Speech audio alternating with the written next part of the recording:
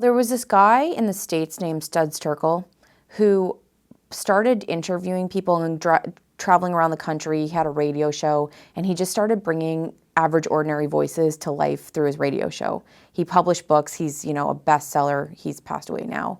But he was kind of like our first popular oral historian. And certainly if we think back to Pierre Berton was traveling around the country listening to people's stories and then writing these amazing, compelling narratives too, right? All based on oral histories. Certainly wasn't, there wasn't a million footnotes in his documents and in his narratives, right? He was doing a kind of creative fiction, I suppose, but it was all based in story. And I think in terms of academically, we've really taken a turn towards incorporating oral history into what it is we do. I think that happened around 2000, around the turn of the century, I guess.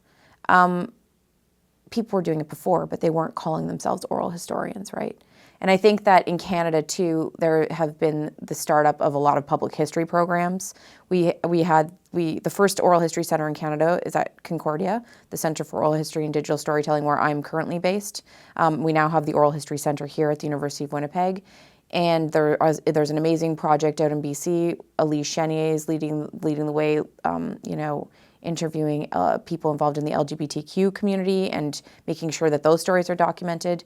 And certainly museums, exhibits, all kinds of public history outputs are incorporating stories, right? And they're thinking critically about it using a variety of different fields, not necessarily history. There's anthropology, there's English, there's interdisciplinary studies that are working with stories, Aboriginal folks are working with stories, and these are central to the cultures, right?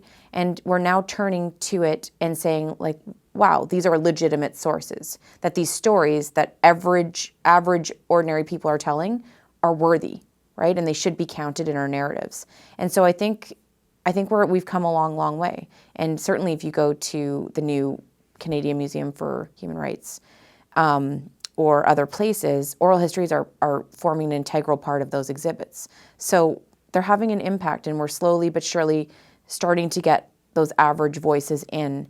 And I know that in my own teaching, it's important to bring that stuff in, because if we don't, students don't see themselves in the historical narrative, right? And so for them, history doesn't become important, it isn't meaningful until they start seeing themselves.